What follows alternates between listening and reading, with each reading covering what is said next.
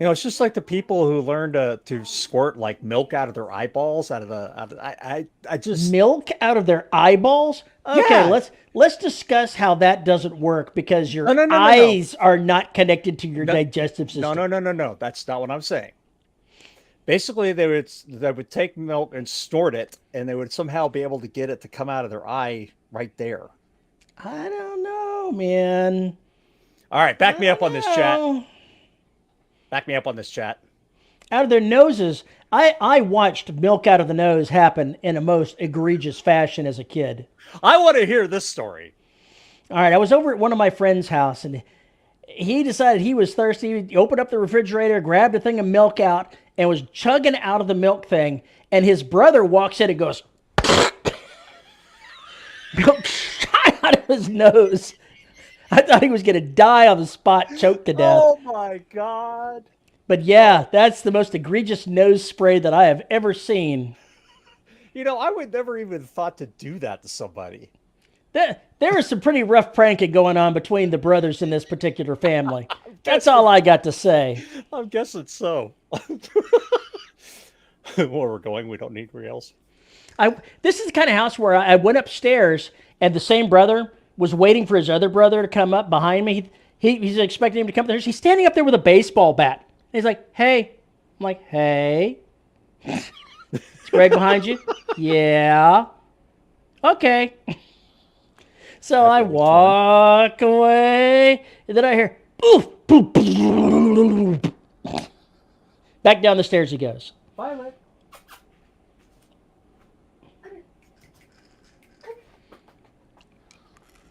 There. Now you've had a dog sighting. Yay! Oh, she's not pleased about being locked in here.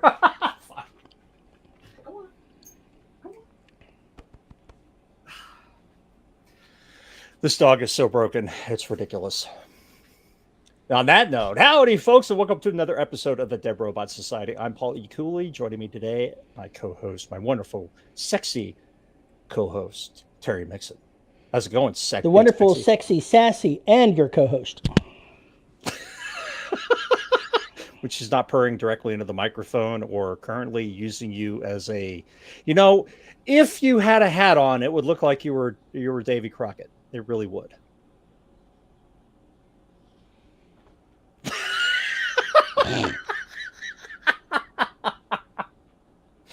All right, those of you supposedly playing the drinking game, get ready. You may run out of alcohol for the first 20 minutes are over. What do they do if the dog comes in? I mean, is that extra special drink because it doesn't You can happen see the very dog through often? the door down right now. She was looking at us. Ah, she's derpy. She's very derpy. I I kind of look like Davy Crockett. I think he meant me. No, yeah, cat as a hat. Cat as a hat. That's good. I like that, Tim. I like that. Well, the topic for today is really just a jumping off point because Terry and I have stuff we want to talk about, as you might tell from his moniker there. But before we get into that, we should find out what the hell have you been up to, Mr. Mixon? I have done almost no writing over the last week. I know, shocking, right? Wow. I decided to change my the way I was doing the writing and the publishing on as far as getting my work ready. Hmm. And I've decided that rather than writing it as I'm doing it, I need to do a reduced Grammarly and read through as I'm writing.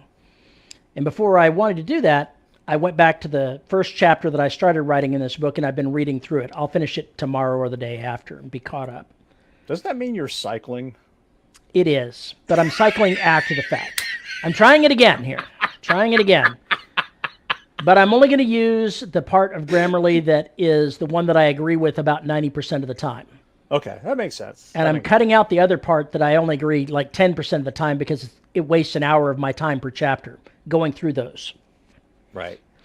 And Okay. if I go ahead and do the read through, I'm writing 5,000 words a day when I'm writing, and I can go ahead and do a read through on that in a day as well.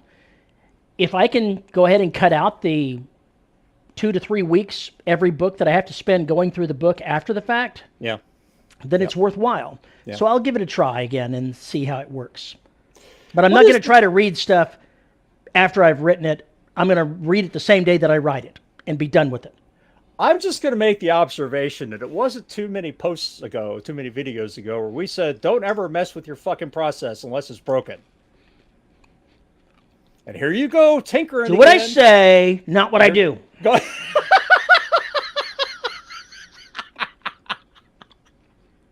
Well, now that we have that sorted out.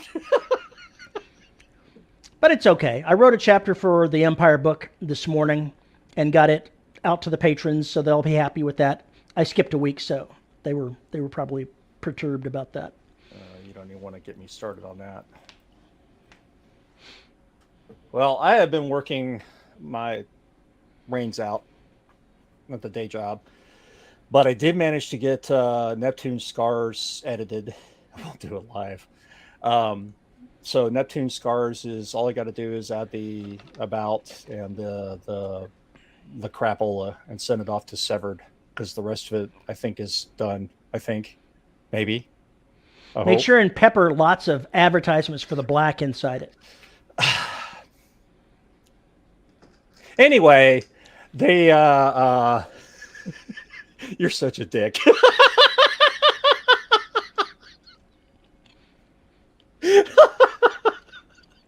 I recall that I am not the one that said this the first time around.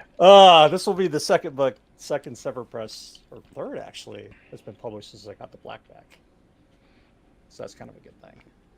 Still, things are going, so see how this goes. So anyway, gonna kick that out the door, and I may just have to say fuck it. My voice is screwed, and go ahead and just record. I don't know what to do. I've been trying to do this, but as you can, this is about as good as my voice gets these days. It's been pretty fucking rough. So I'm prevaricating on what I want to do here and how. You're lying about it? Oh my gosh. No, I'm not lying. That's what prevarication is. That's not the word I was looking for. Fuck off. I'm tired. Anyway. Hey, Rick. And everybody else. So anyway, I got to make decisions on that. I gotta shit or get off the pot. But one cool thing about my Synology and combining all those drives in one point is I went looking for the original tattoo. And you found it? And I found it. I found 3 different audio versions. I found 5 different versions of the manuscript. I have no idea which one is the right one. This is going to be fun. Have you ever went looking through your old manuscripts and go, well, here's half a novel. I don't even remember writing this. I don't remember this at all. Yeah, I do that all the time. I finished one of those books, Flames, for instance, which became Garrison Furrow. Yeah. Prevaricate, yeah. Okay, fine. I chose the wrong word. Sue me. You get up here and try and not make a grammatical mistake, syntactic mistake while talking for an hour. See how you do. Actually, go watch yourself in last week's episode. Anyway, that notwithstanding, so that's what I've got on the writing front. So I still want to get back to... I got 3 books I need to get back to. It's really insane. Howdy, Chuck. Howdy, Tim. Howdy, Brett. Maybe you should Grammarly the podcast as you go. Can you imagine how obnoxious this would be if there was a ticker tape running under there about everything we mispronounced or whatever we did something wrong? There was a dictionary entry of what the actual word meant and what we probably meant to say. Is that the ultimate correction by AI? Is that what we're going for, huh? Oh my God, are you serious? I have not heard this. Dean says it looks like HarperCollins could be trying to buy Simon & Schuster. Oh my God. It's just never going to stop. It's never going to stop. Soon, it will only be Taco Bell publishing books. So anyway, I took out Tattoo. Probably if I can find the master files, I just took a cursory look. I can find the master files, and if they're recoverable, because the GarageBand version is 11 years old. I'll have to see if I can get the masters back. Otherwise, I'm gonna have to re-record it, or it's just gonna go out in less quality than I want it to be. But I might actually go and edit it a little bit, the audio anyway. So that'll be fun. Tim Terry likes says, Demolition Man a little much. yeah, Tim says I like Demolition Man a little too much. I want to say that there is no such thing as liking Demolition Man a little too much. And I'd like to say there is no end to your bad taste in movies. Hey, I like the original Judge Dredd, so shoot me. What? Yeah. Could get a Crunchwrap Supreme and the new Stephen King in one stop. See? See? Hot dog, armor hot dogs. What, they made a rat? Oh no, God. We really have to get into this. Oh God. I am the law. What another terrible movie. Holy crap. Anyway, that's what's going on in the writing world for me. Not much. I did see some other headlines about a Amazon executive who's reflecting on publishing industry is going back to publishing. Your audio broke up really weird in that, and I couldn't understand anything you said. Oh, okay. Well, that's helpful. I did see something in Publishers Weekly about a publishing executive who went to Amazon a decade ago is now going back to the publishing industry. I thought that was interesting. I don't know that that means anything, but I did think that was an interesting thing that they put in the headline. So I haven't checked out all the ramifications of that, but thought it was interesting. That's pretty much all I got in that world of things. So Dennis Leary. I don't know Dennis Leary's rant, but have you heard Dennis Leary's song, I'm an Asshole? of course. Are you That's kidding? an You wrote it about awesome me. song. That is an awesome song. Dennis Leary had the rant about wanting all the old stuff back. That huge rant in Demolition Man goes on for a while. Was that Dennis Leary? He's running the underground. I didn't realize that was him. Yeah. Oh my God. William says Dread's wife's mom. I am the in-law. Okay, that was bad. Yeah, but he wouldn't take his helm off for the consummation of the marriage. It's kind of rough, being the wife of Judge Dredd. David Subkowiak, how you doing, dude? Haven't seen you in forever. Wow, that's scary. There's people See now, here. It's odd. the Carl Urban version of Dredd was good. I liked that one too. Yeah, I haven't seen that one. I couldn't make it through the first one. It is not campy. It is not campy, I swear. No, I'm sure it's not. I'm sure it's not. That should be all the more fun. Now, what I liked about that show is that he's stuck with evaluating a trainee to see if she's good enough to become a judge. And he lays out the rules for her in there. And one of the big ones is you can't lose your weapon. And partway through the thing, she gets kidnapped and loses her weapon. and she is just, at the end of this, she's had enough of that shit. She has had enough of his shit. And she is like, fuck this, fuck that, fuck you. I'm going to start blowing shit up in true judge fashion. And so she basically helps him clean house and blow some people up. And then tells him off and storms off. Slaps the badge in his hand and storms off. And the woman that turned her over for training said, so how'd she do? She was great.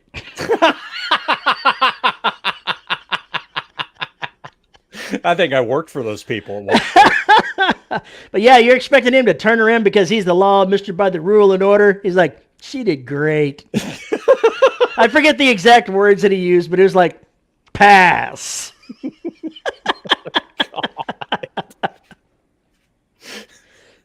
Okay, that's a nice little thing. So we know I'm getting ready to press the button on publishing the book. So that's where I'm at right now, freaking out about whether or not I missed anything, which I'll completely freak out about until way after it's published. Oh, you'll find out that you missed something like 3 years from now. Yeah, probably. Somebody will be like, I read this main line, and I thought there were too many scientists in this book, and there are. You killed off 3 of them, not 4. I haven't killed any of the scientists off. Obviously, you're lacking. You need to kill off a few more. This has become the Judge Dredd podcast. I am the law. Yeah, no, you are the cat man. So that's what I'm freaking out about. That's all I really had to do. I couldn't talk to Terry about what today's topic was because he wasn't answering me on Discord because he's a terrible man. And I will put that in his progress report that I will be sending to his wife. So to make sure that, he's... You should send it to the boss. He will go ahead and make all judgments about what happens in this podcast.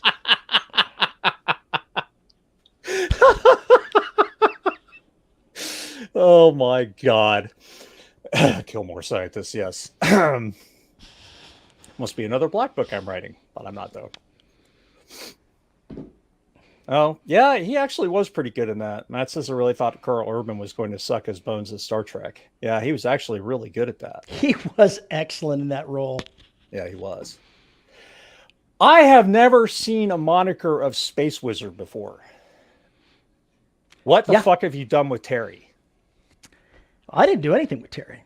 I just posted up a link about what I was intending to write in a new series using a Dyson sphere, like we've talked about here before, that I intended to use that. Yeah, and that started this huge conversation about the science aspects of it. And one of the commenters said, so you decided to go full Space Wizard. And I was like, sure.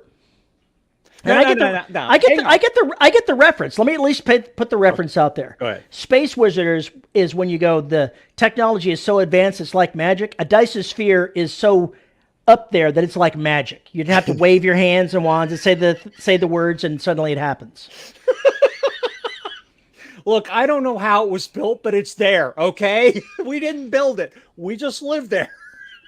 Well, that's not exactly how it's going to go, but yeah, there's a lot of that in there. They're not going to have the explanation of how it was put together. It simply is. I wave my hand, wavium, and the Dyson sphere appears. Now, how many readers are going to freak out that you put a Dyson sphere in there? I'm not sure why they would freak out. Why would they freak out? Hard science fiction. You can't have a Dyson sphere. I write space opera. I write space opera. I am not a hard science fiction author. I am not the guy that wrote Ringworld here, okay? I go ahead and use what I want to use, and I wave my hands as much as needed to make it happen. Rick says, what series is getting the Dyson sphere? New one. If Cheney approves the concept, it would be the next one that I am writing with him when I'm done with Last Hunter. But the concept is not approved yet because I don't have enough of it together, but I'm still thinking about the Dyson sphere. Yeah, it sounds to me like he'll do a Dyson sphere thing at some point regardless. Well, who wouldn't? You seem really in touch with the idea. One of the big conversational pieces that came out of the Facebook post, other than having somebody that is a scientist come by and check my math and tell me that my math passes muster, thank God for that, because math is hard. Math is hard. Is the reminder they said, you got to watch out for heat buildup in something like that. Because I was absolutely thinking about heat buildup in making my Dyson sphere. But now that somebody pointed it out, I'm like, yeah, I guess that makes sense because it's entirely closed off. And so all of the output of the sun has nowhere to go to dissipate. And you got to come up with something to make that happen.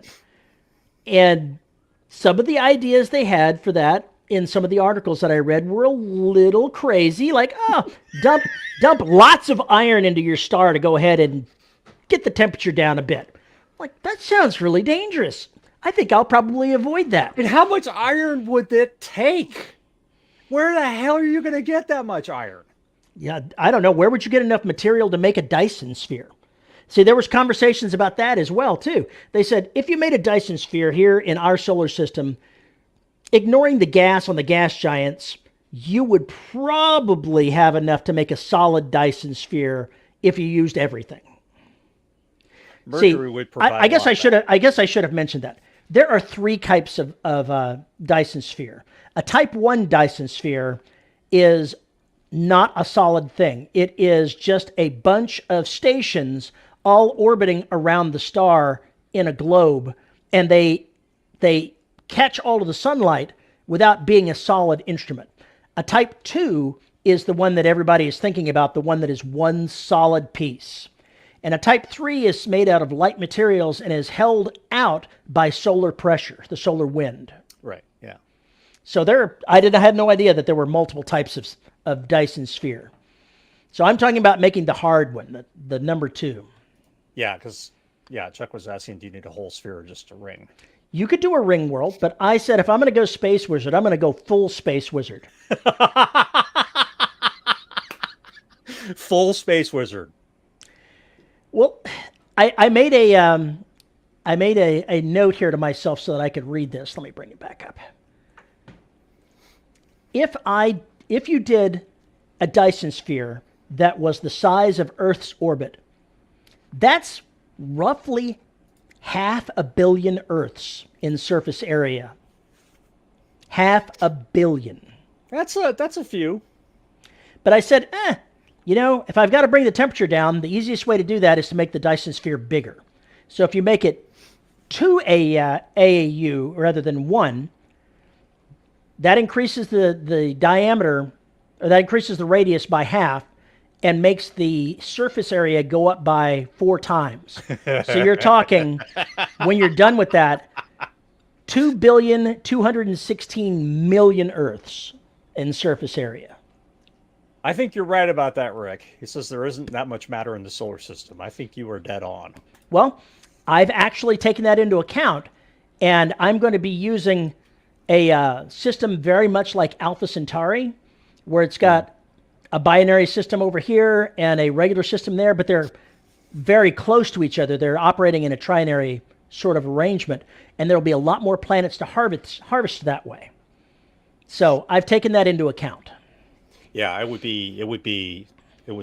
just be crazy, the amount. I can't imagine the scale of the mining operation and how long it would take to procure all of that. That's even just building the framework. Yeah, just building the framework. Now let's go ahead and talk about putting water, soil, and plant life inside. Hang on. Before you go on that, when they said Dyson swarms, I thought they were talking about vacuum cleaners. I was just... Somebody else made that. Tabitha Haddix made that comment. She said, I read this morning. I was like, is that a new kind of vacuum cleaner?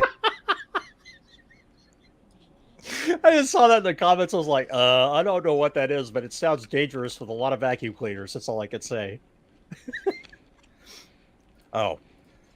Rick says, harvest full planets, regardless of the rudimentary life forms in residence? Yeah, fuck them. You're the superior force. You can just go in there and take what you want. Not a problem, right? Well, I already decided what the main characters would call this world once they finally discover it exists.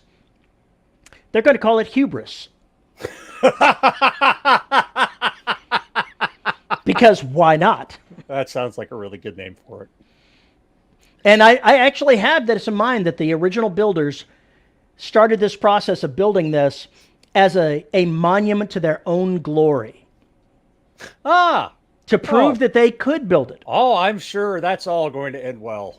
Yeah, they went extinct long before it was finished. The machines are still building it. They're gone. They've been dead for 1 million years. They're gone. I like it. Oh, boy. Did they ever...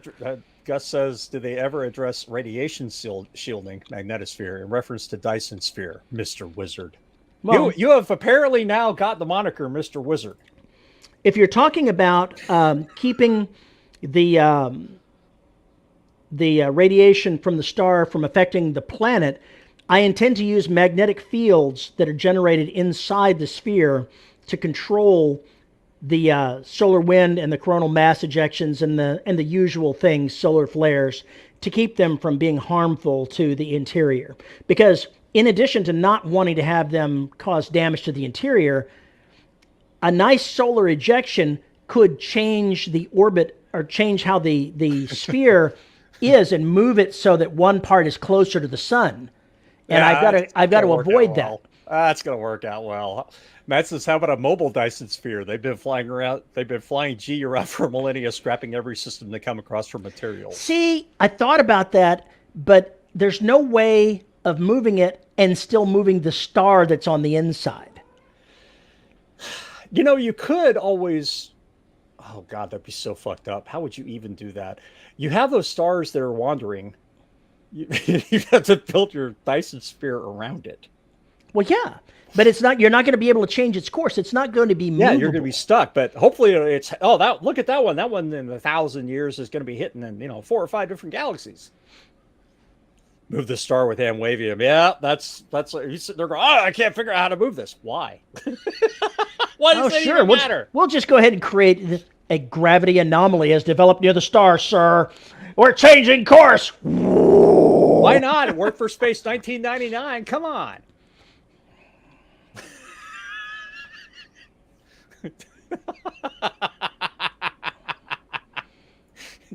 Tim says use a wormhole to move the whole mess. I thought about that too. Just, having so they could build wormholes big enough for planets, pop one in right in front of a planet in another solar system, have it shoot into the new solar system. What happens when you dematerialize inside the Dyson sphere too close to the star? If you didn't snort cattail, well, that sounded dirty, you wouldn't be sitting there.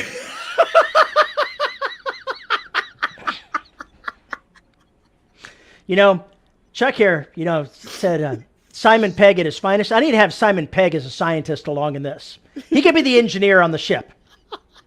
How does it work? I don't bloody know. Cal says, if you want magnetic gradients, you need negative energy within a solar system, which is tricky. And that's true. And that part would be the hand wavium. Because I'm not going to explain how it's done. It's alien science. Alien science. I now want to get you a wig. Just like all the hair stretched straight up, and so you could do that. Aliens! I just, Great Scott! Be for our new trailer. Oh, shit. Well, why not? I mean, you can build, what did you say there were? They're like gates? That's the same universe with the transportation line, right? It is. Okay. And it's conceivable that the aliens could use something like that to move entire planets if they chose to from one system to another. And that would be far beyond anything anyone else could do, but yep, there you are. Sander, really?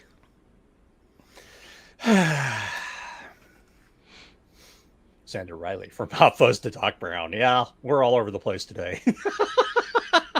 But talking about that reminded me of how difficult it is to take a theoretical concept and try to bring in real world calculations to it.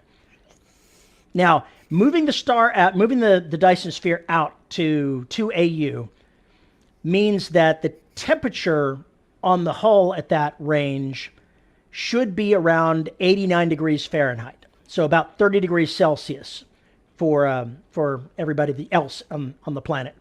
And that's survivable, but kind of warm.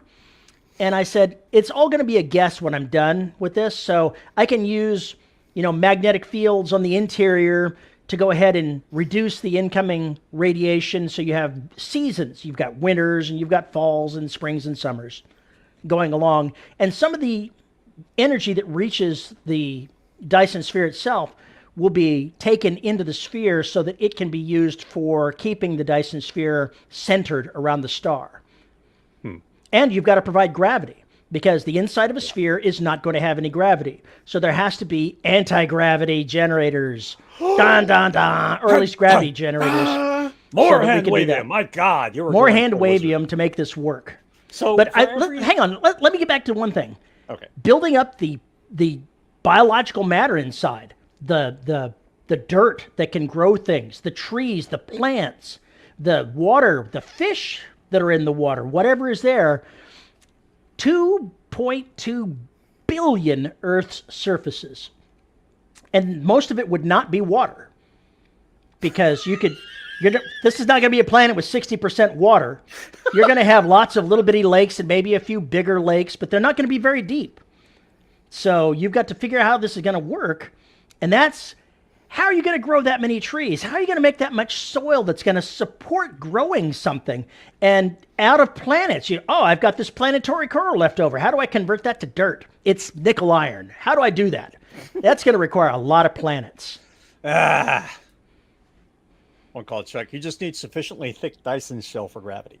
Yeah, that starts to get where if you make something that thick to where it can create a gravity underneath where a person is walking, then you've got something that is needlessly thick. Although I am going ahead and I'm going to coat the outside. I'm pulling something from some of the old novels that I've read, and I'm going to plate the outside in collapsium. Have you ever heard the phrase before? No, but it sounds like unobtainium and raritanium. This was something that was involved in one author's particular work where he had a lot of military vehicles and facilities coated in collapsium, which was a very thin sheet of collapsed matter so that the electrons were actually touching one another. It's actually physical matter. A 10-foot by 10-foot square, which is this little thin sheet of that on the outside, weighed 10 tons, according to him. Oh, God. So very heavy, very thick. If I slap that on the outside, that'll help keep some of the heat inside. They'll have to deal with more heat issues, but it'll make it harder to see from the outside. Because think about this. If you've got a Dyson sphere that's warm, any astronomer using infrared is going to go, what the living hell is that?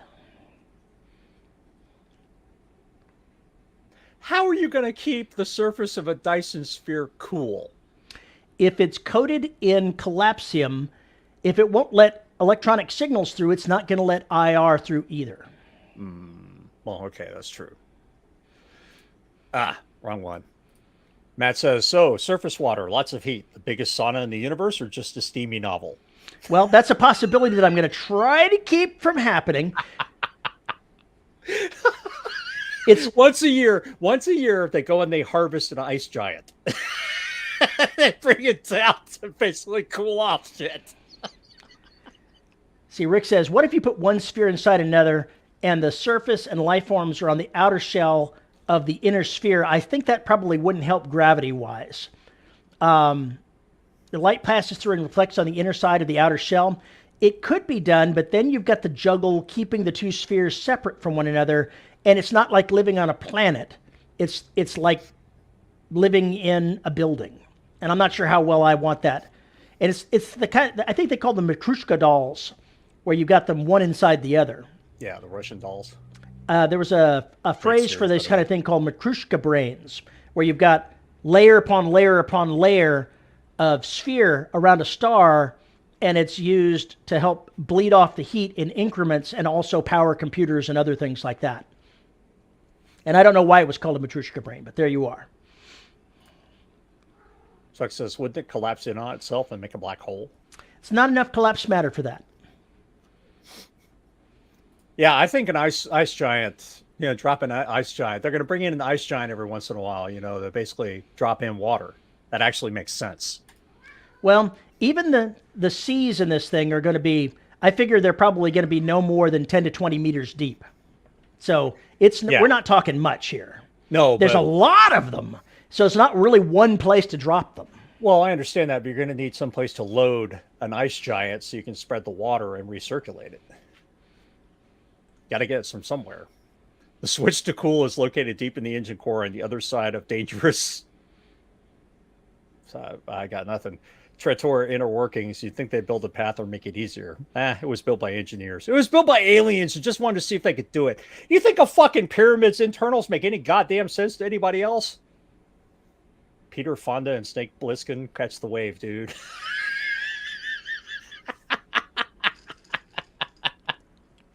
I'm telling you, man, go read that Lucifer's Hammer. That actually is in there. It's a great 10 or 12 pages. It's awesome. But I think it might even be feasible. It's a great thing to take these and say, how do I mesh in? How do I take account of the temperature in a way that somebody that's at least scientifically knowledgeable will say, okay, hands have been waved at this particular problem to make it go away. Well,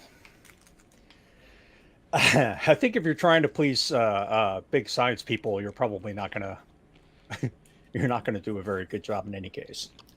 The No. fewer explanations you give, the better. It just is. It just is. The people who created it are gone. We have no idea how it works. It's just here.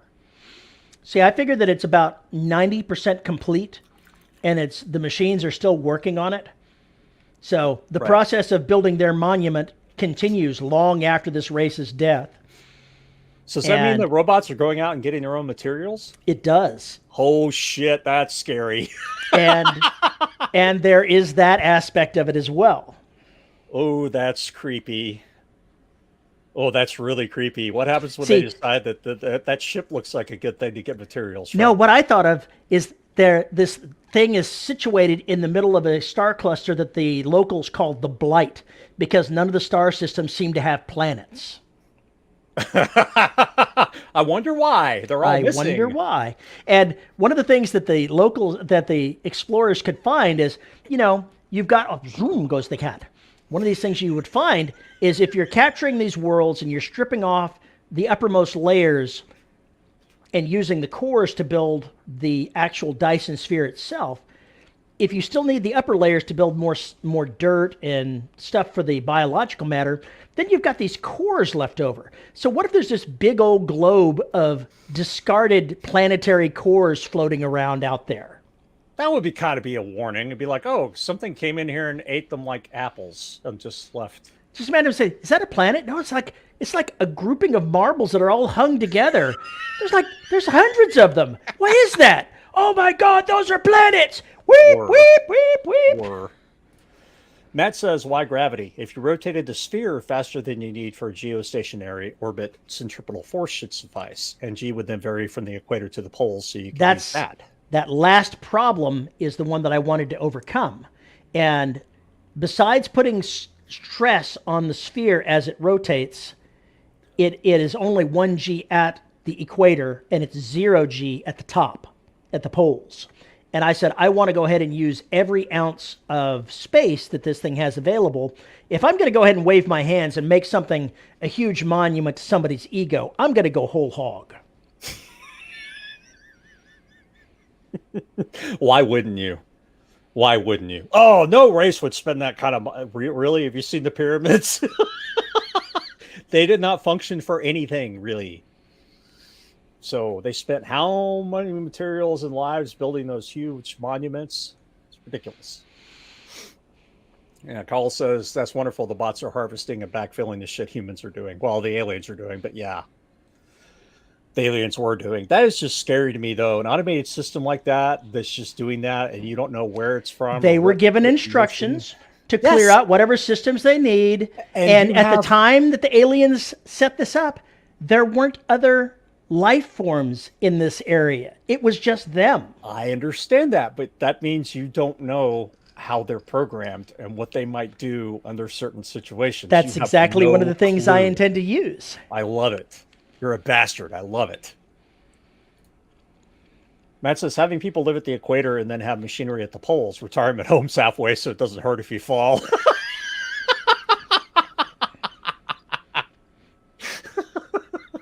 Jesus Christ.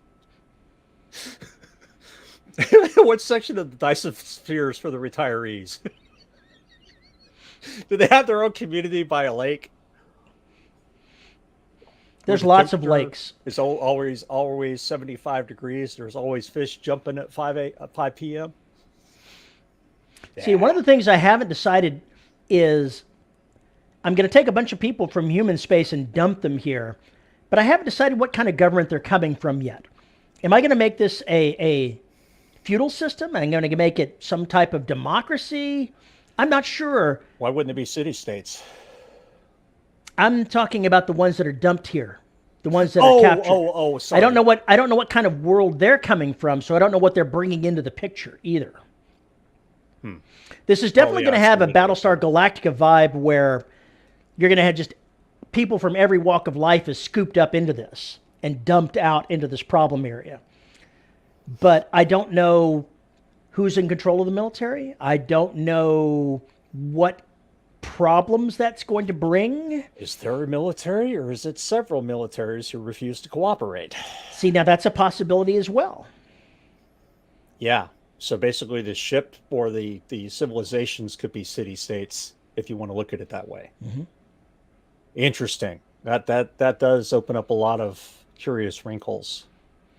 And just imagine how hard it would be to keep something like that secret once they start interfacing with aliens around that area. They'll want to keep the existence of this Dyson sphere to themselves, but it's going to be people moving against other people, and who knows what loose lips are going to sink ships. What happens when the aliens 5 star systems away just got their asses kicked by the robots plundering their system and come looking for some fucking payback? That could happen too. See, I've come up with this idea of this is a major plot element, but I've still got to come up with what will this be going on during this series. We're looking at 15 books. I got to make something fit in here. I've got to figure out what story I want to tell. This is only one aspect of it. But that's me. I've co-opted this enough. Let's talk about your stuff. My stuff? What about Surely you have to take, fantastical things and stick real science into it as well. I tried to get the science right in the first couple of Derelict books as much as I could. That's a good point, Carl. He said start with a conflicted Aristotelian versus Platonic Republic. Boy, that'd be a clusterfuck and a half. Anyway,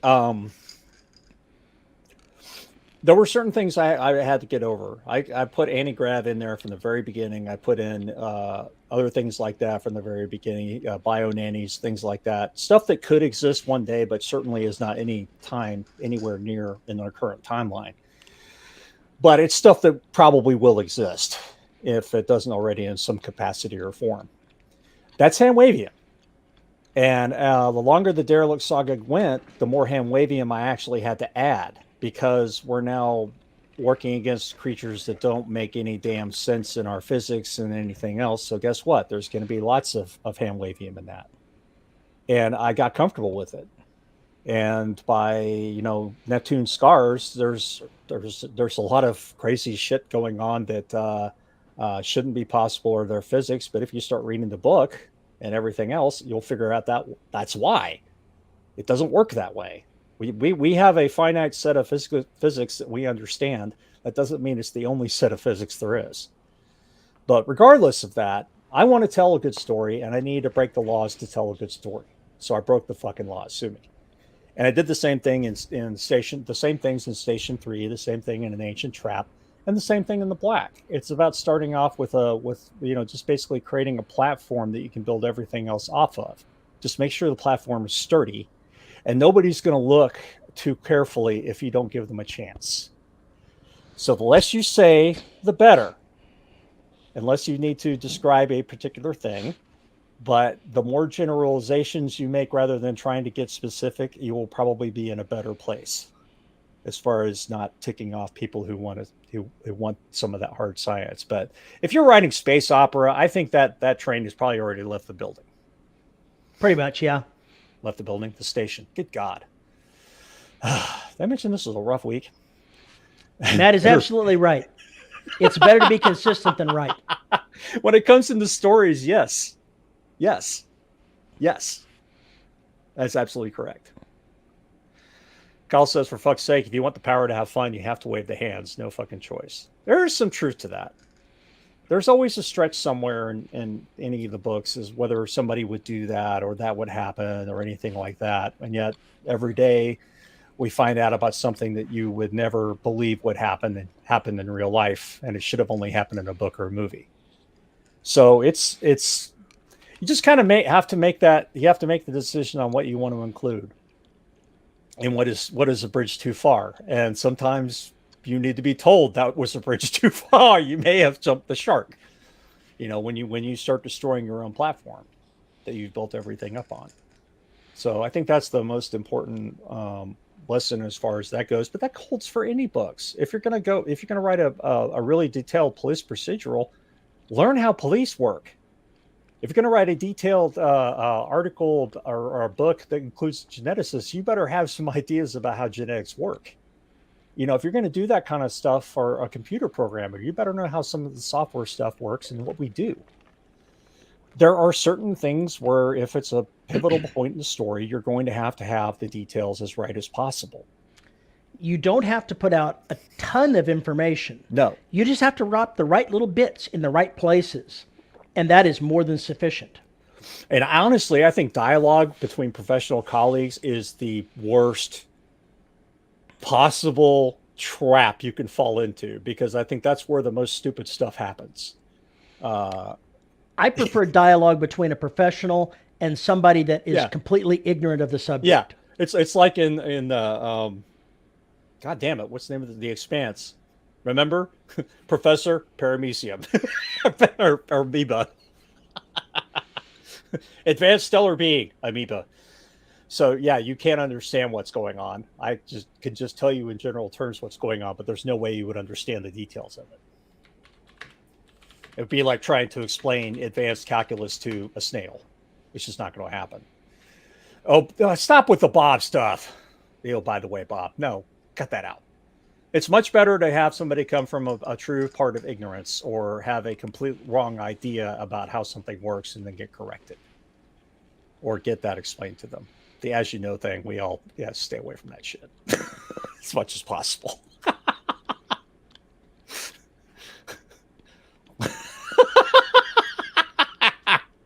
Call, stop that.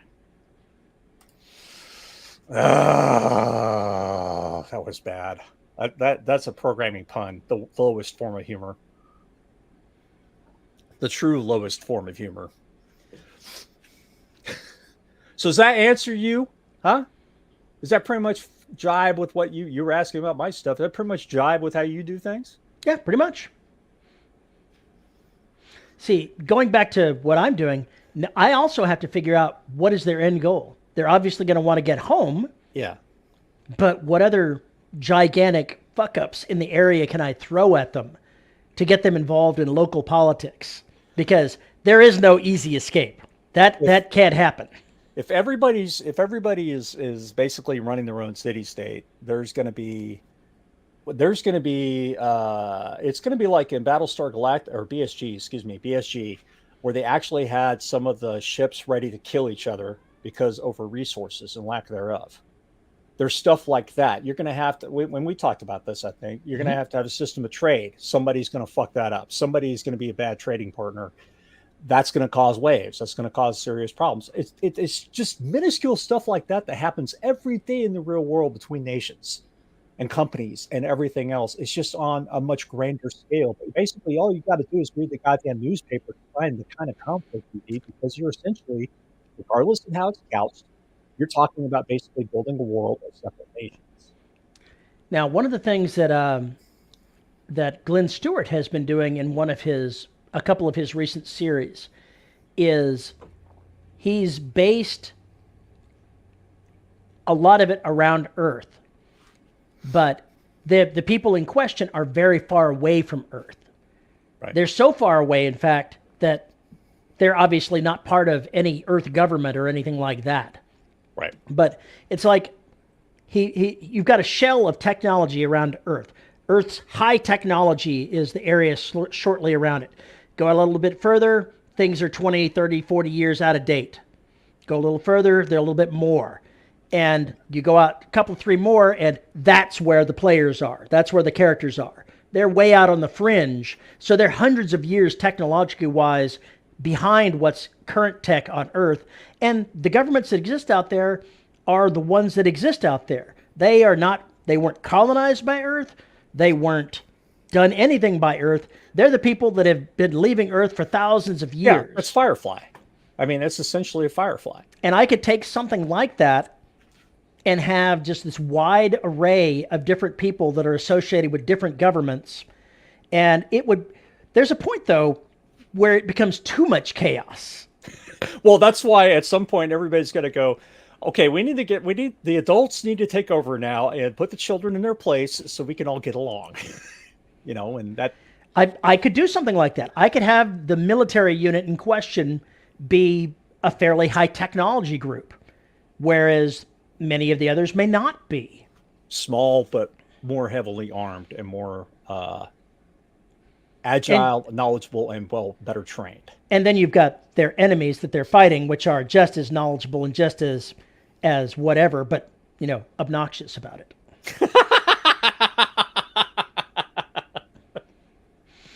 Regardless, I mean, I'm serious. You have so much fodder for conflict there.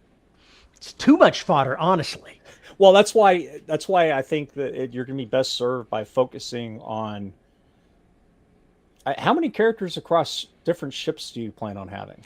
Main I don't know character. yet. I intend to pluck characters from various locations as I need them. I would say the one thing I would caution you about is because the playing field is so huge to focus on just a couple of people that are on the main ships as main characters and kind of move things in as you need. But if you start out trying to say I've got 5 or 6 main characters, I think you're going to find yourself in a lot of trouble really fast. So Could I be. would tread carefully before you start adding the whole cast of characters. Otherwise, pretty soon you're going to get up to 150 and you're going to be like, "Fuck! What was I thinking?" Oh, that's how I get in every series. That doesn't Yeah. bother me. Well, it's just you're going to become Honor Harrington. Cut that shit out. As long as I make as much money as David Weber makes with Arn Harrington, sure, we can do that. Well, that's yeah. Hmm. Oh, yeah. Call says, which is why you have the trading partners. They're even out. They even out the tech. Yeah. So I should have these trading partners that they oversee the trade in human space, but they're a clannish group, and they Ferengi. they do their own business, and they take their banking laws really serious. They're Like it's not Ferengi. violating their banking laws is not some little petty crime like murder. No, it's serious. I stole that from somebody else's book. They had a banking aliens were the heads of the banks, and they took their banking laws very Very seriously. seriously. A hit squad for bank fraud. There you go. That's what you want. Yeah, you've just got so many opportunities for things. And I know you.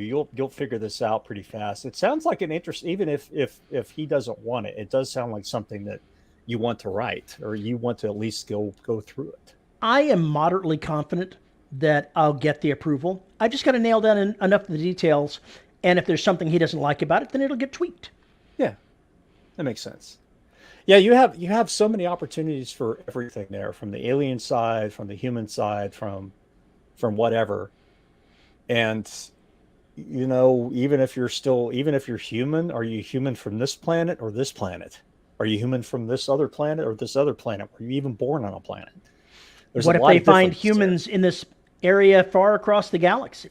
Where the hell did they come from? Exactly. So you've got, I mean, there's just so much. It's basically Yeah. like DS9, right? You've Here's got all here's this this here's this one stuff thing going that I on. came up with. That they get out to the aliens, and it's very much like Star Trek. They see a lot of the aliens are mostly human.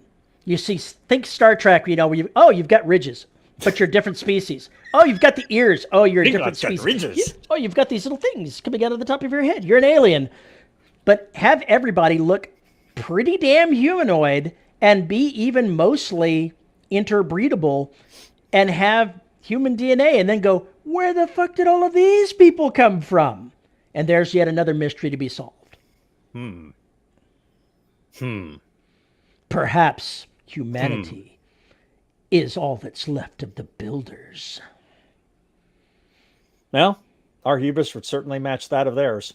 Well, what if Earth was a far-flung colony world? People, Literally far flung. We hurled that fucker out into space with some amoebas and shit. a lost ship from the builders world that was marooned after whatever befell them. All knowledge lost. They displaced the Neanderthals and interbred with the Neanderthals, and here we go. So there's all kinds of things that I could do in this to just make things really complicated. And Chuck says, "You're green? Well, I'll still bone you." Yeah, Well, that's that's what Kirk does. So as long as it's good enough for Kirk, I suppose. Because there's an alien out there that's sexy. I'm gonna have sex with it. Who took my knowledge?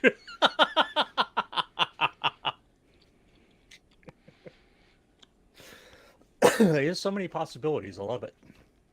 It's so many possibilities that I'm halfway paralyzed with settling on one as the main way to go. I don't think there is necessarily a main way to go. I think you have an opportunity for a lot of different arcs here.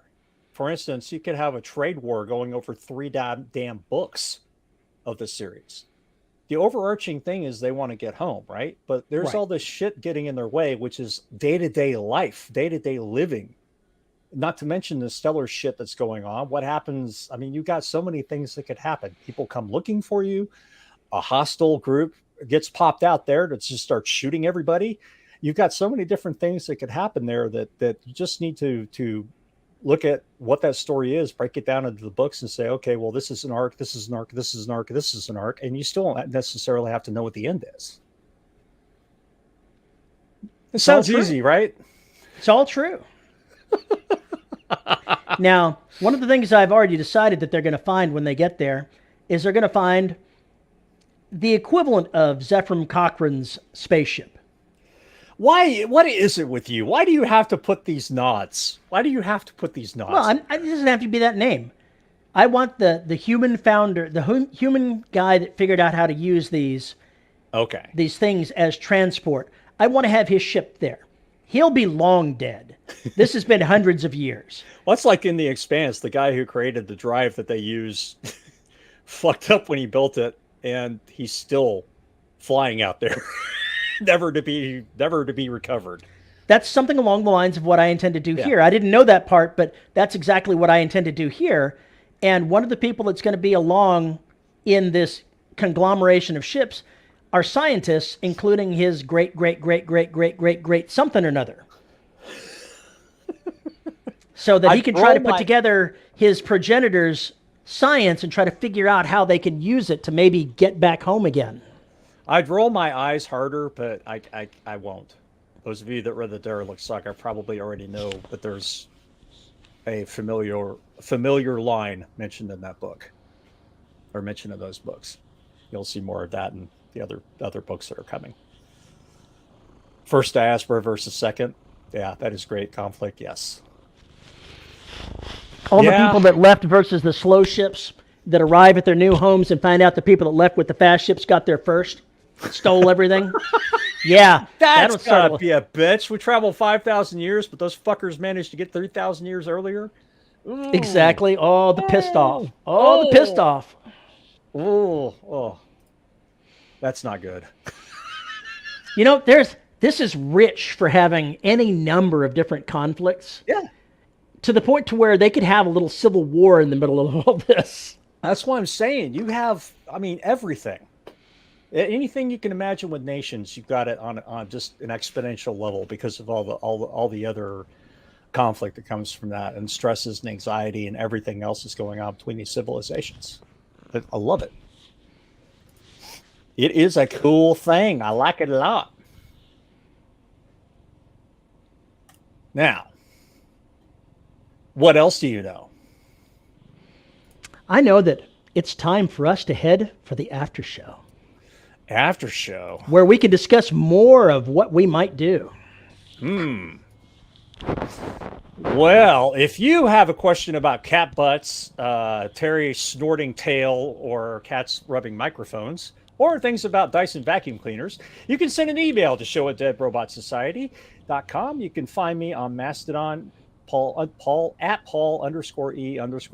at VYRSE.social. You can find us at the Listeners of the Dead Robot Society on Facebook group where Terry manages and mangles all the madness.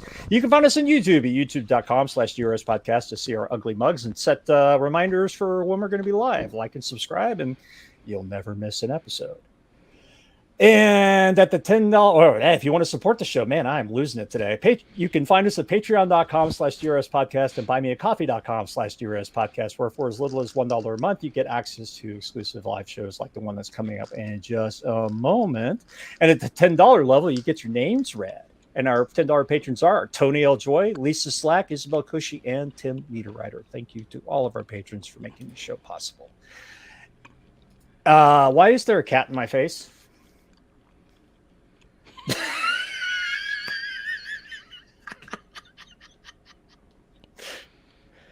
Okay, well, we have one more thing we have to do, which is to admit our coffee addiction.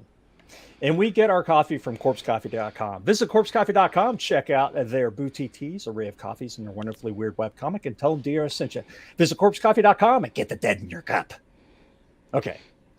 That's it. We're out of here. Thank you very much for joining us. You made this Saturday fun. You can join us again in the after show. If you're not a patron, you can go to Buy Me a Coffee, tip the jar a little bit, and come on in and join us anyway.